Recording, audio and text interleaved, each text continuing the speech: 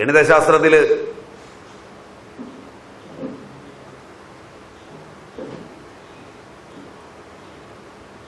രണ്ട് രീതികളുണ്ട്.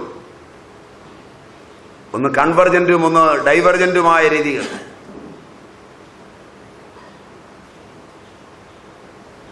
ഒന്ന് ഡെറിവേറ്റീവ്സിലൂടെയുള്ള യാത്രയും ഒന്ന് ഇന്റഗ്രേഷന്റെ യാത്രയും.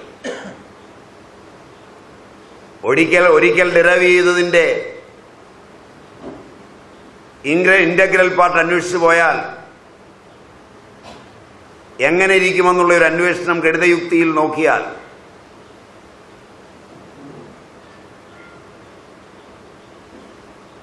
രസാവഹമാണ്. y is equal to x raised to n plus x raised to n minus 1 ഫോമിലുള്ള ഒരു ഇക്വേഷൻ y ഡാഷ് കണ്ടെത്തിയിട്ട് y ഡാഷിൽ നിന്ന് തിരിച്ച് yയിലേക്കുള്ള യാത്രയിൽ dy by dx കിട്ടിയിട്ട് തിരിച്ച് y ഡാഷിൽ നിന്ന് yയിലേക്കുള്ള യാത്രയിൽ എല്ലാ കോൺസ്റ്റന്റും വേരിയബിളായി മാറും. Am I right?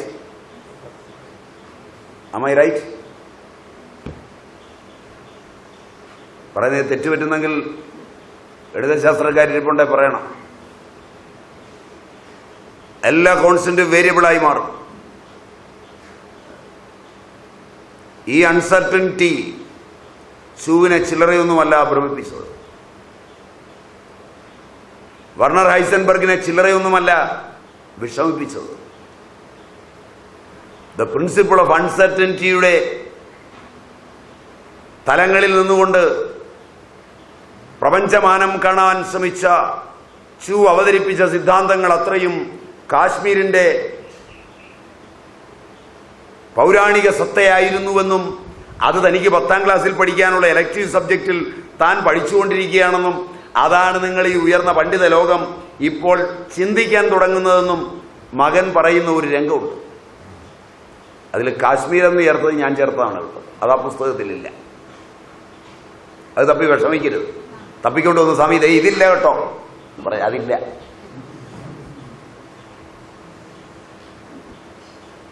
അതാ മകന്റെ സംഭാവനയ്ക്കകത്തോട്ട് ഞാനൊന്ന് ഇടിച്ചു കയറിയതാണ്. മുട്ടേറ്റ് ചെയ്താൽ എങ്ങനെ ഇരിക്കുമെന്നറിയാൻ.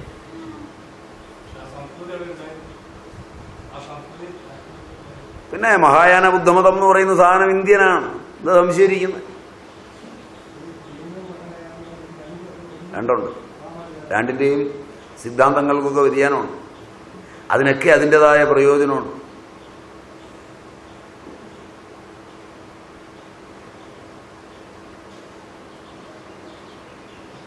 എനിക്ക് നിങ്ങളെ കാണുമ്പോൾ സങ്കടമാകും. മറ്റൊന്നുകൊണ്ടല്ല, ഒരു ജന്മം മുഴുവൻ A for apple, B for boy എന്ന് പറഞ്ഞിട്ട് അവസാനം വരെ ആയിട്ട് പോലും ആ പാശ്ചാത്യം പറയുന്ന പോലൊരു ഇംഗ്ലീഷ് പറയാൻ കൊള്ളുകയില്ല. അതൊരു ജന്മം പാഴാക്കിയ തലമുറ. അതുപോലൊന്ന് പറയാൻ വേണ്ടിയല്ലേ ഈ കിണഞ്ഞ് പരിശ്രമിച്ചത്. എന്നിട്ട് ഇത്രയും കാലം ഇംഗ്ലീഷിൽ പറഞ്ഞിട്ട് നിങ്ങളുടെ കറുപ്പൊട്ട് വെളുപ്പമായില്ല. അവൻ നിങ്ങളെ ഒപ്പം കിടത്തുകയില്ല. കഷ്ടം. അവനവന്റെ ഭാഷ പറഞ്ഞ് കഞ്ഞിയും കുടിച്ചിരുന്നെങ്കിൽ ഈ കറുപ്പിന് എത്രയോ മനോഹാരിത ഉണ്ടായിരുന്നേനെ. വെളുക്കുകയില്ലാന്ന് ഉറപ്പായിട്ടും കറുപ്പ് വെളുപ്പിക്കാൻ പോയി ജീവിതം പാഴാക്കിയ ഒരു തലമുറ. ശരിയാണോ? ശരിയാണോ? ഇപ്പൊ കുറച്ചുകൂടെ കിടന്നിട്ട് A for apple, B for boy അല്ല, കുറച്ചുകൂടെ മാറി. A for Anil Ambani and B for Bhima.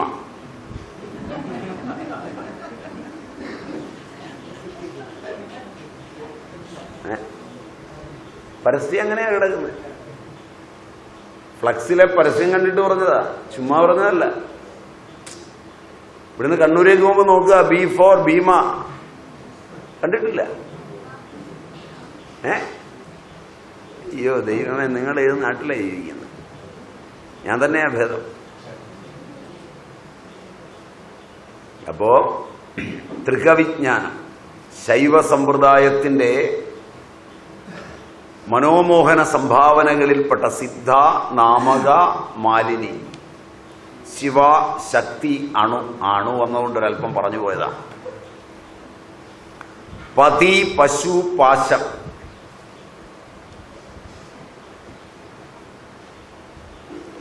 Shiva, ശക്തി, നരൻ.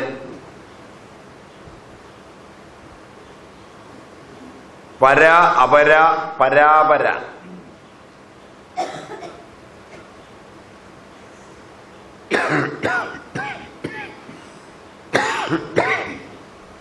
അഭേദ, ഭേദ, ഭേദാഭേദ. അഭേദ, ഭേദ, ഭേദാഭേദ.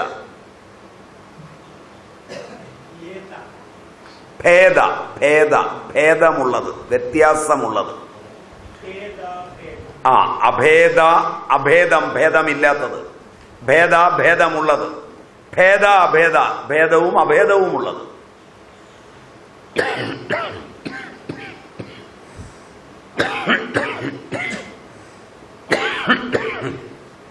ഈ 6 എൻ്റെ ശ്രദ്ധയിൽപ്പെട്ടിട്ടുള്ളത്.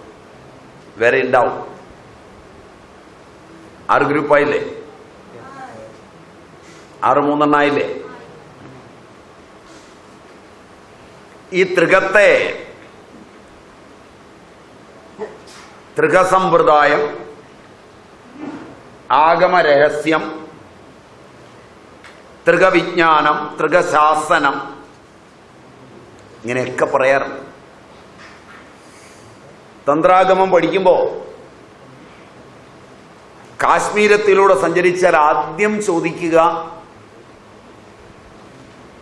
ഇതറിയുമോ തന്നെയാണ്.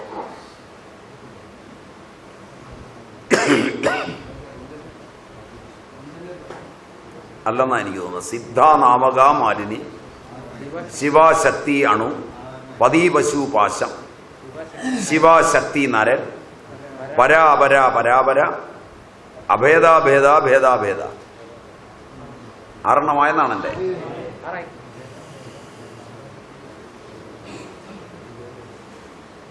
ഇതിനെ ആസ്പദമാക്കി ആഗമശാസ്ത്രം,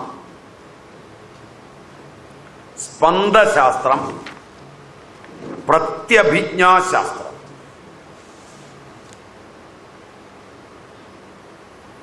എന്ന് 3 തിരിച്ചിട്ടുണ്ട്. ആഗമം, സ്പന്ദശാസ്ത്രം, പ്രത്യഭിജ്ഞാശാസ്ത്രം. ഈ പേരുകളൊക്കെ സാഹിത്യത്തിൽ അല്പമൊക്കെ കേട്ടിട്ടുണ്ടാവും. കാരണം നിങ്ങൾ അഭിനവനെ പഠിക്കുന്നുണ്ടെങ്കിൽ ഈ പേര് കേൾക്കാതിരിക്കില്ല.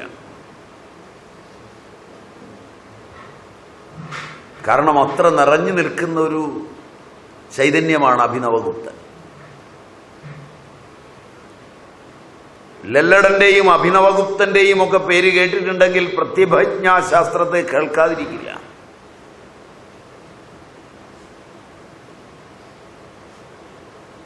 പ്രാചീന ഗ്രന്ഥങ്ങൾ അദ്വൈത പരമ്പരയിലെ ആചാര്യന്മാർ എഴുതുമ്പോൾ സ്പന്ദകാരിക, സ്പന്ദവാർത്തികം എന്നൊക്കെ പറഞ്ഞാൽ എഴുതുക. ശിവജ്ഞാനത്തിൻ്റെ സ്പന്ദാനുഭവം പ്രത്യേകമാണ്. സ്വാമി കാശികാനന്ദജീഗിരിയുടെ ശിവമഹിംന സ്തോത്രത്തിന് സ്പന്ദവാർത്തികമാണ്. അദ്ദേഹമാണ് ശിവമഹിംനയ്ക്ക് സ്പന്ദവാർത്തികം രചിച്ചിട്ടുള്ളത്.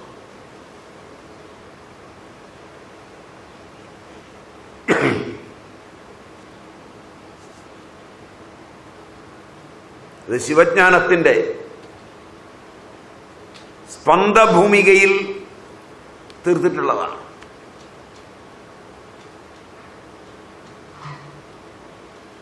അതുകൊണ്ട് ആഗമശാസ്ത്രം, സ്പന്ദശാസ്ത്രം, പ്രത്യഭിജ്ഞാശാസ്ത്രം, അതിൽ ആഗമശാസ്ത്രം കുറച്ചൊന്ന് നോക്കാം. വാർത്തികം എന്ന് പറഞ്ഞാൽ അതിൻ്റെ വൃത്തിയാണ് അദ്ദേഹം എഴുതിയിട്ടുള്ളത്. അതുകൊണ്ടാണ് വ്യാഖ്യാനങ്ങൾ പല തലങ്ങളുണ്ട്. ഭാഷ്യം, വാർത്തികം, അങ്ങനെയൊക്കെ ഉണ്ട്. അത് ആ രീതിയിൽ പഠിക്കുമ്പോൾ നിങ്ങൾക്ക് മനസ്സിലാവും. ഇതിൽ വരുന്നുണ്ടെങ്കിൽ അതും പറയാം. അതിൻ്റെ അല്ല, മറ്റുള്ളതിൻ്റെ. കേട്ടിട്ടുള്ള വസ്തുക്കൾ വച്ച് 11 തന്ത്രങ്ങളാണ് ആ രംഗത്തുള്ളത്.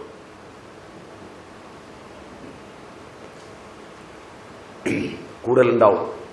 അതുകൊണ്ടാണ് കേട്ടിട്ടുള്ള വസ്തുതകൾ വെച്ചെന്ന് പറഞ്ഞത്. നമ്മുടെ അറിവൊക്കെ വളരെ പരിമിതമാണ്. ആഗമശാസ്ത്രത്തിൽ കാശ്മീരി തന്ത്രാഗമങ്ങളുടെ അടിസ്ഥാനത്തിൽ 11 തന്ത്രങ്ങളാണ് ഉള്ളത്. വിജയതന്ത്രയും മാലിനീ തന്ത്രവും രുദ്രയാമളവും ഒക്കെ അതിൽപ്പെടും. എല്ലാത്തിൻ്റെയും പേര് ഞാനിപ്പോൾ ഓർക്കുന്നില്ല. ഓർമ്മ വരുന്നത് ഈ 3 എണ്ണം ഉണ്ട്.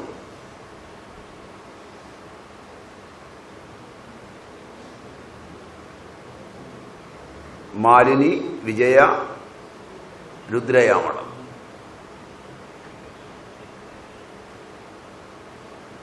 ബാക്കിയുള്ളത് പിന്നീട് എപ്പോഴെങ്കിലും ഓർമ്മ വന്നാൽ പറയാം.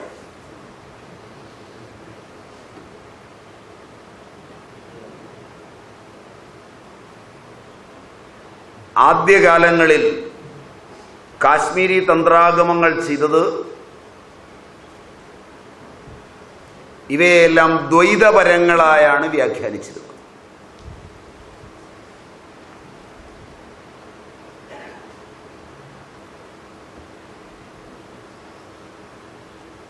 അതിന് മാറ്റം വരുന്നത്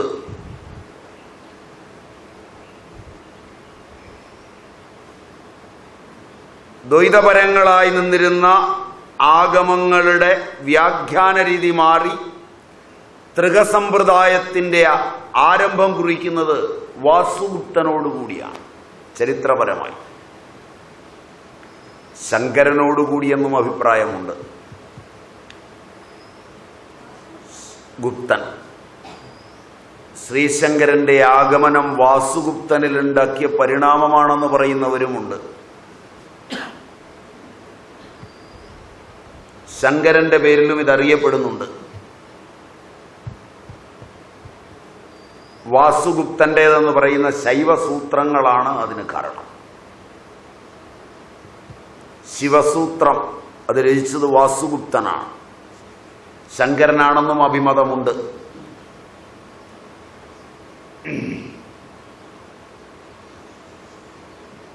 കാശ്മീരത്തിൽ ദ്വൈത സമ്പ്രദായം ശക്തമായി ചോദ്യം ചെയ്യപ്പെട്ടത് ശിവസൂത്രത്തോടുകൂടിയാണ്. സൂത്രങ്ങൾ മൂലഭാഷയിൽ സരസ്വതി മഹൽ ലൈബ്രറിയിൽ കിട്ടും. പൂർണ്ണരൂപത്തിൽ തഞ്ചാവൂർ.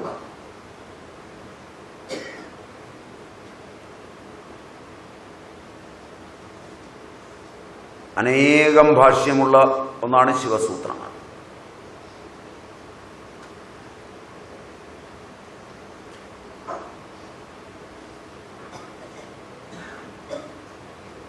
എട്ട് വയസ്സുകൊണ്ട് 4 വേദങ്ങളും പഠിക്കുകയും അസാധ്യമായത് സാധ്യമാകുന്നത് അവിടെയാണ്. 8 വയസ്സിനുള്ളിൽ 4 വേദങ്ങളും പഠിക്കുക. ഒരു വേദം പഠിക്കാൻ 4 വർഷം മിനിമം എടുക്കും. അല്ല, 12 വർഷം എടുക്കും ഒരു വേദം പഠിക്കാൻ. 4 വേദം പഠിക്കണമെങ്കിൽ 48 വർഷം എടുക്കും. അത് 8 വർഷത്തിനുള്ളിൽ 4 വേദങ്ങളിലും പണ്ഡിതനായിത്തീരുക, ശാസ്ത്രങ്ങളിൽ മുഴുവൻ പണ്ഡിതനായിത്തീരുക. 12 വയസ്സിനുള്ളിൽ ദശോപനിഷത്തുകൾക്കും ഭഗവത്ഗീതയ്ക്കും ബ്രഹ്മസൂത്രത്തിനും ഭാഷ്യം എഴുതുക.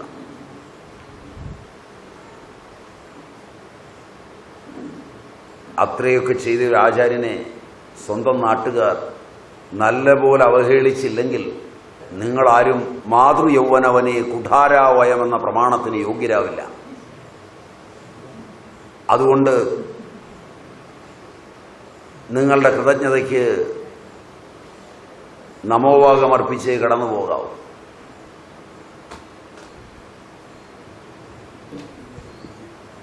മലയാളത്തിൽ ഞാൻ പറയുന്നില്ല,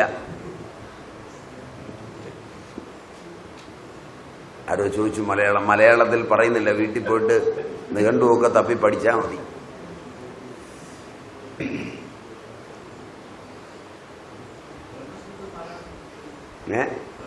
വ്യാസന്റെയാണ്. ഇതിന് ഭാഷ്യം രചിച്ചത് ശങ്കരനാണ്. ഞാൻ ശങ്കരനെയാണ് ഉദ്ദേശിച്ചത്, ആദിശങ്കരനെ. ശങ്കരനെ ഇപ്പൊ സ്മരിക്കാൻ കാരണം വാസുഗുപ്തനും കൂട്ടരും ശങ്കരന്റെ കാശ്മീർ സന്ദർശനമാണ് ശിവസൂത്രങ്ങൾക്ക് കാരണമായതെന്ന് പറയുന്നു.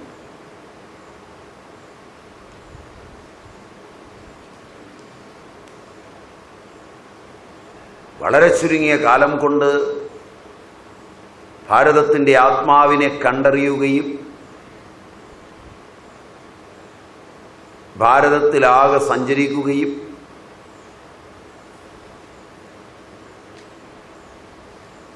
ആമ്നായ സ്ഥാനങ്ങൾ സ്ഥാപിക്കുകയും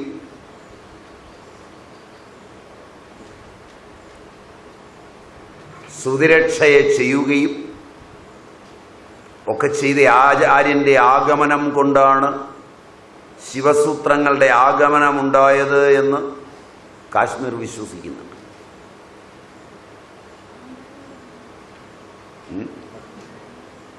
വേദം അദ്ദേഹം തന്നെയാണ് ശിവസൂത്രത്തിന്റെ അവതാരകനെന്നും എഴുതിയെടുത്തത് മാത്രമാണ് വാസുഗുപ്തനെന്നും പറയുന്നവരും ഇല്ലാതില്ല.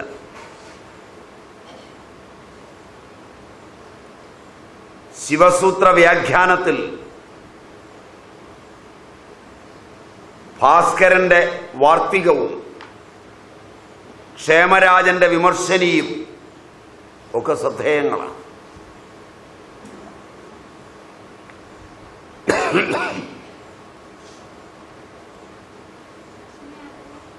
വിമർശനി ക്ഷേമേന്ദ്രന്റെ, ക്ഷേമരാജൻ ക്ഷേമേന്ദ്രൻ. ക്ഷേമേന്ദ്രൻ അഭിനവഗുപ്തന്റെ ശിഷ്യനാണ്, അങ്ങനെയാണ് എൻ്റെ ഓർമ്മ. വിമർശനി അഭിനവഗുപ്തന്റെ ഹൃദയമാണെന്നും അതുകൊണ്ട് പറയാം.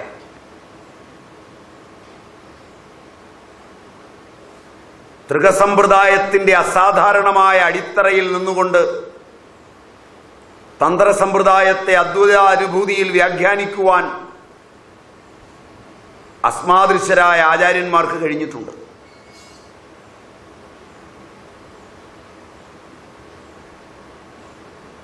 അതുകൊണ്ട് കാശ്മീരത്തിലെ തൃകസമ്പ്രദായത്തിന്റെ പഠനം അല്പം കൂടി ഞാൻ സൂചിപ്പിച്ചില്ലെങ്കിൽ ഒരു മര്യാദ കേടാവും.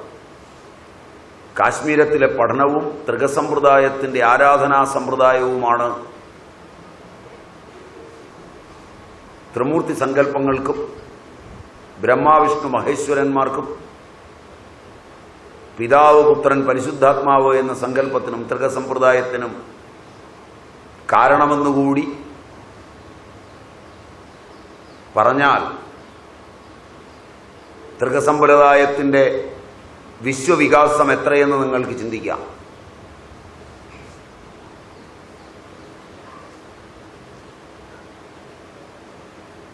ശിവൻ, ശക്തി, നരൻ എന്നൊരെണ്ണം കണ്ടു കാണും. മനസ്സിലായില്ല?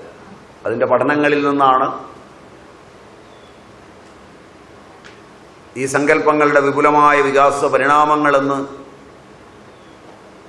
പഠിച്ചു നോക്കുമ്പോഴാണ് പിതാവും പുത്രനും പരിശുദ്ധാത്മാവും ഒക്കെ പാശ്ചാത്യമല്ലെന്ന് നിങ്ങൾക്ക് ബോധ്യപ്പെടുക.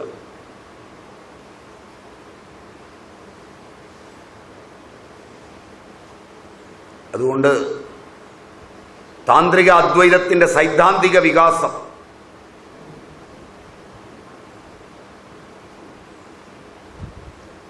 ആഗോള പ്രശസ്തമായി നിലകൊള്ളുന്നുവെന്ന് മനസ്സിലാവും.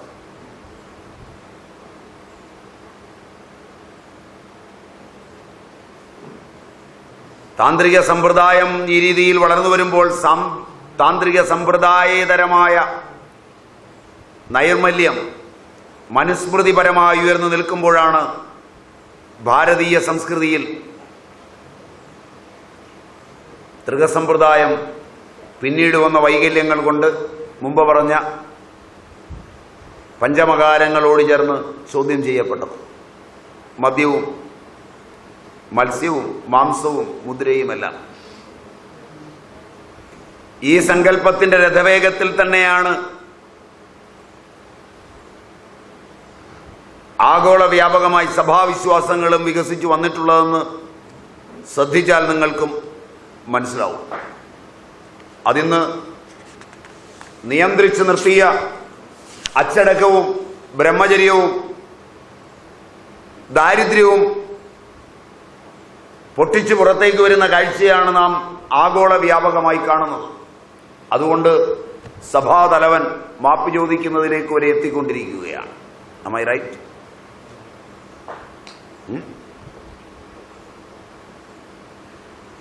കാരണം കത്തോലിസിസത്തിന്റെ അടിസ്ഥാന സിദ്ധാന്തം ബ്രഹ്മചര്യവും അച്ചടക്കവും ദാരിദ്ര്യവുമാണ്.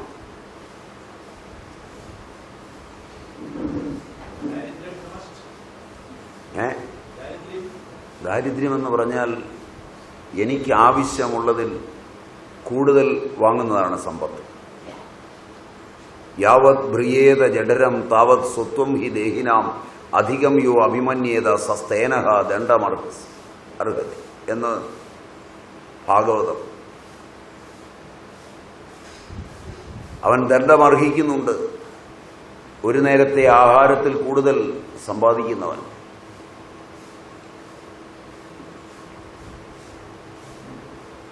അത്രയും ദാരിദ്ര്യത്തിലാണ് സഭാവിശ്വാസം നിലനിൽക്കുന്നത്. അച്ചടക്കമില്ലെങ്കിൽ ആത്മാനുഭൂതി ഉണ്ടാവില്ല. ദാരിദ്ര്യമില്ലാത്തവൻ ആത്മാനുഭൂതി ഉണ്ടാവില്ല. തരാൻ ഈ ലോകം ഇഷ്ടം പോലെയാണ് കിടക്കുന്നത്. അന്നും ഇന്നും എന്നും ഈ ലോകത്ത് സമ്പത്തുണ്ട്. സമ്പത്തില്ലാത്തതുകൊണ്ടല്ല ഭാരതീയ പൗരാണികർ ദാരിദ്ര്യം അനുഭവിച്ചത്. മനസ്സിലായില്ല? കൊയ്തുകൊണ്ടെന്ന നെല്ല് മുഴുവൻ പത്താഴത്തിൽ കിടക്കുമ്പോഴും അളന്നു തൂക്കി ഉണ്ടും തിന്നും പഠിച്ചത് മര്യാദയ്ക്ക് ജീവിക്കാൻ വേണ്ടിയാ. പിടിയിട്ടില്ല. ഒരു കൊല്ലം പഴക്കമുള്ള നെല്ല് കുത്തിയ ഉണ്ട തിന്നുന്നതും ഇന്ന് നിങ്ങളും മക്കളും തിന്നുന്നത് വിത്ത് കുത്തിയ സ്വന്തം ഉൾപ്പെടെ.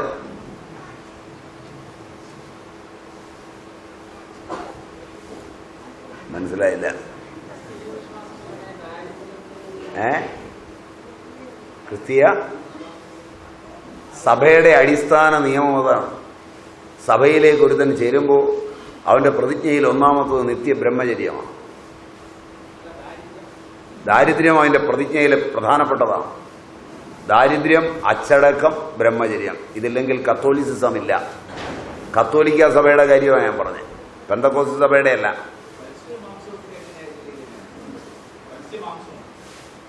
ആയിരത്തി 1662 വരെ ഉള്ള ഇടക്കാലത്ത് മാത്രമാണ് മത്സ്യവും മാംസവും ഉപയോഗിച്ച് വളർന്നത്. അതിനുമുമ്പ് കഴിച്ചിരുന്നില്ല. രക്തം ചുവക്കുന്നതും ജീവനുള്ളതുമായ യാതൊന്നും ഞാൻ എൻ്റെ നാവിൽ വെച്ചിട്ടില്ല. അതുകൊണ്ട് സ്വർഗരാജ്യം എനിക്കുള്ളതാണ്. എസീക്കയിലെ സംഭാഷണം. അതുകൂടാതെ 1662 തോന്നുന്നു കോൺസ്റ്റാന്റിനോപ്പിളിൽ വെച്ചൊരു സമ്മേളനത്തിൽ മത്സ്യവും മാംസം കഴിക്കുന്നവരും മദ്യപിക്കുന്നവരും ആയവരെ കുർബാന കൈക്കൊള്ളുവാൻ സമ്മതിക്കില്ല എന്ന് തീരുമാനമെടുക്കുകയും പുരോഹിത വൃത്തിക്ക് അവർ അനഭിലഷണീയരാണെന്ന് തീരുമാനിക്കുകയും ചെയ്ത ഒരു പരീശന്മാരുടെ സമ്മേളനം നടക്കുന്നുണ്ട് കോൺസ്റ്റാന്റിനോപ്പിളിൽ വെച്ച്. നിങ്ങൾ ചുമ്മാ ചോദിച്ചോ പറഞ്ഞതായതുകൊണ്ട് ആണ്ടും തീയതിയൊക്കെ ചിലപ്പോൾ എനിക്ക് തെറ്റും. പിന്നെ നോക്കിയിട്ട് വേണമെങ്കിൽ അതിൻ്റെ രേഖ തരാം. അവിടുന്നൊക്കെ വളരെ ദൂരം പോയി കഴിഞ്ഞു. സഭ സഞ്ചരിച്ച പാത മുഴുവൻ പഠിച്ചാൽ പോപ്പ് പെരുവഴിയിൽ പ്രസവിച്ചിട്ടുണ്ട്. പോപ്പ് പെരുവഴിയിൽ പ്രസവിച്ചിട്ടുണ്ട്.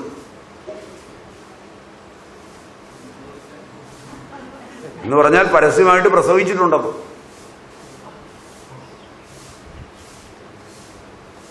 കൂടെ കൂട്ടിയിരുന്ന ഒരു സ്ത്രീ പോപ്പിനെ വധിക്കുകയും പോപ്പായി കുറേ കാലം ഭരിക്കുകയും ഒരിക്കൽ പ്രസവിക്കുകയും ചെയ്തിട്ടുണ്ടെന്ന് പേപ്പർ ഹിസ്റ്ററി.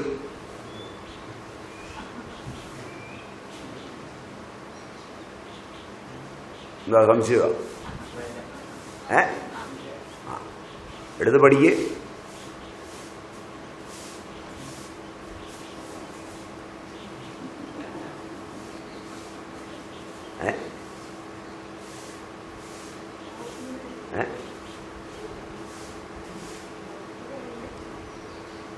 ഞാനവരെ അധിക്ഷേപിക്കാനല്ല അവിടെ. നിങ്ങളുടെ ഇടയിൽ ഇതൊക്കെ നടക്കും.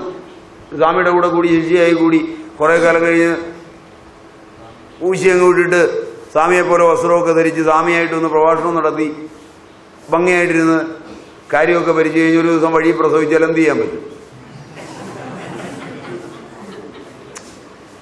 ഞാൻ നിങ്ങൾ കേൾക്കുന്ന പോലല്ല ഞാൻ കേട്ടതും പഠിച്ചതും. ലോകത്തെല്ലാം സംഭാവ്യമാണ്. മനസ്സിലായില്ല?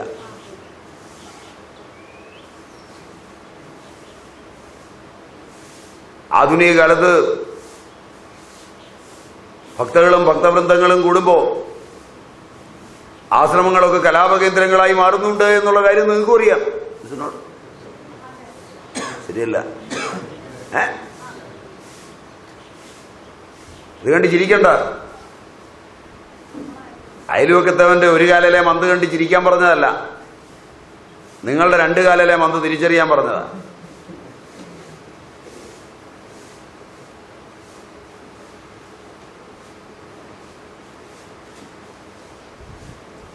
മുമ്പേ അവന്റെ ശത്രുവേ ആകുള്ളായിരുന്നു.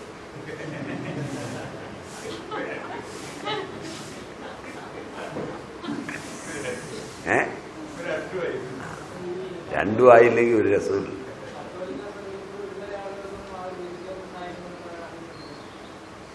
എനിക്ക് തോന്നുന്നു അറിയാവുന്ന അത് അനുഷ്ഠിക്കുന്നവരുമുണ്ടെന്നാണ് എൻ്റെ വിശ്വാസം. അത്തരക്കാരുമായി എനിക്ക് സമ്പർക്കമുള്ളതുകൊണ്ട് ഞാനിപ്പോഴും വിശ്വസിക്കുന്നു അത് പലർക്കും അറിയാം, പലരും അങ്ങനെ ജീവിക്കുന്നുണ്ടെന്നാണ്. തമിഴ്നാട്ടിൽ, നിങ്ങളുടെ വടക്കൻ കേരളത്തിൽ ഇന്ന് ഏത് കല്യാണം നടക്കുമ്പോഴും തലേ ദിവസം മദ്യവും മാംസവുമാണ്. കോഴിയില്ലെങ്കിൽ ആരും കല്യാണം കൂടാൻ പോലും വരികയില്ലെന്നാണ് എനിക്ക് തോന്നുന്നത്. തലേ ദിവസത്തെ മദ്യം വിളമ്പലിന് പെണ്ണ് തന്നെ മുൻകൈയിട്ട് ഇറങ്ങിയില്ലെങ്കിൽ ആളുകൾ സ്ഥലം വിടുമെന്നാണ് എനിക്ക് തോന്നുന്നത്. ഇറ്റ്സ് നോട്ട് ശരിയല്ല? ആ നിലയ്ക്കൊക്കെ എത്തിയിട്ടുണ്ട്. അപ്പം അതുകൊണ്ട് ഇനി അവരെ വെജിറ്റേറിയൻ ആക്കാൻ പോകുന്ന തരത്തിന് നമ്മൾ ആദ്യം ഒന്ന് ആയി കിട്ടിയാൽ ചോദ്യകർത്താവ് ഹിന്ദുവാണെന്ന് തോന്നുന്നു.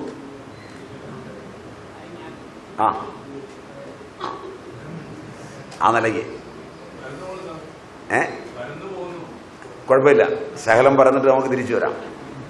പരന്നപ്പോൾ ഒന്ന് പരന്ന് വിടുന്നതാണ് നല്ലത്. അതുകൊണ്ട് സ്വാഭാവികമായി മദ്യമൊക്കെ ഇവിടെയുണ്ട്. ഇതേ സ്ഥാനത്ത് ചെന്നൈയിൽ നിങ്ങൾ ചെന്നാൽ നുങ്കം പക്കമാണെന്നാണ് എൻ്റെ തോന്നൽ. അവിടെ ഒരു ചർച്ചുണ്ട്, അവിടെ ഒരു കല്യാണ മണ്ഡപമാണ്.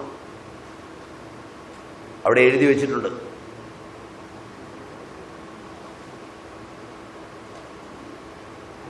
നോൺ വെജിറ്റേറിയൻ ആയിട്ടുള്ള യാതൊരു ഭക്ഷണവും അവിടെ വിളമ്പാൻ അനുവദിക്കില്ല. 100 കണക്കിന് വർഷം പഴക്കമുള്ള മണ്ഡപമാണ്. ചർച്ചിൻ്റെയാണ്. Can you believe? ഒരല്പം ടിക്കറ്റ് എടുത്ത് പോയാൽ മതി. മദ്രാസിലൊന്ന് പോയി ഇറങ്ങി നുങ്കപ്പക്കം വരെ പോയാൽ മതി.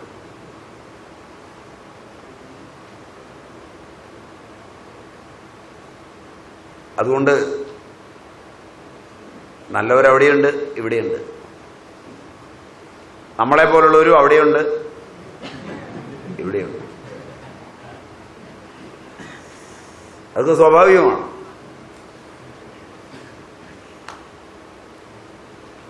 അപജയത്തിന്റെ ഭാഗമായി എടുത്താൽ മതി.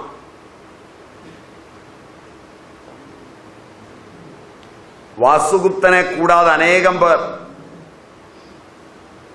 കാശ്മീരി ശൈവ സമ്പ്രദായത്തിന് സംഭാവനകൾ അർപ്പിച്ചിട്ടുണ്ട്. കല്ലടൻ, സോമാനന്ദൻ, ഉൽപ്പലൻ, അഭിനവഗുപ്തൻ, ക്ഷേമരാജൻ, ജയരഥൻ, ഇങ്ങനെ അനേകം പേർ. ഇവരുടെയൊക്കെ ഗ്രന്ഥങ്ങൾ ഇന്ന് കിട്ടാനുണ്ട്. മലയാളത്തിൽ അഭിനവഗുപ്തൻ്റെ കിട്ടും. മലയാളത്തിൽ ആരോ തർജ്ജമ ചെയ്തിട്ടുണ്ടെന്നാണ് എനിക്ക് തോന്നുന്നത്. അഭിനവഗുപ്തൻ്റെ ഒരുപാട് ഗ്രന്ഥങ്ങളുണ്ട്. അതിൽ രസശാസ്ത്രമാണ് മലയാളത്തിൽ തർജ്ജമ ചെയ്തിരിക്കുന്നത് അല്ലേ?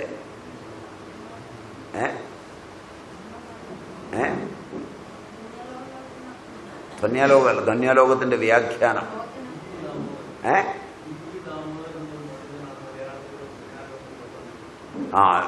ചെയ്തിട്ടുണ്ട്. അത് ഭാഷാ ഇൻസ്റ്റിറ്റ്യൂട്ടാണോ അതോ സാഹിത്യ പ്രവർത്തക സഹകരണ സംഘമാണോ പബ്ലിഷ്? NBS പബ്ലിഷ് ചെയ്തിരിക്കുന്നത്.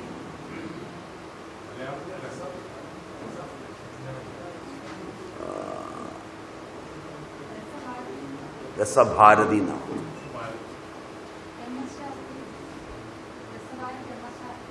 MS ശാസ്ത്രി എഴുതിയിട്ടുണ്ട്.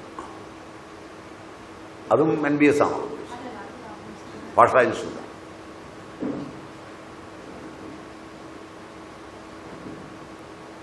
അപ്പോൾ കാശ്മീരി തന്ത്രത്തിലെ ഒന്നാമത്തതായ ആഗമം, ഇത് ശിവസൂത്രത്തെ ആധാരമാക്കി പഠിക്കാമെങ്കിൽ നല്ലൊരു പഠനമാണ്. 2 സ്പന്ദശാസ്ത്രം.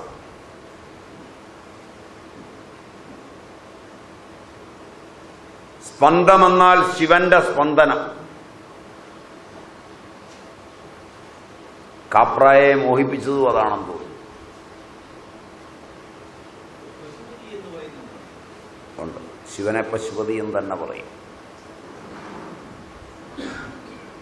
ശിവസ്പന്ദനം, സ്പന്ദശാസ്ത്രം. അതിലുപയോഗിക്കുന്ന ശിവന്റെ സ്പന്ദനമാണ്. നടരാജ നൃത്തം എന്ന് കേട്ടിട്ടുണ്ടോ? അതൊരു ആറ്റമിക് ഡാൻസ്. അതിനെ ആസ്പദമാക്കി പാശ്ചാത്യർ, കാപ്ര തന്നെ എനിക്ക് തോന്നുന്നത് അദ്ദേഹം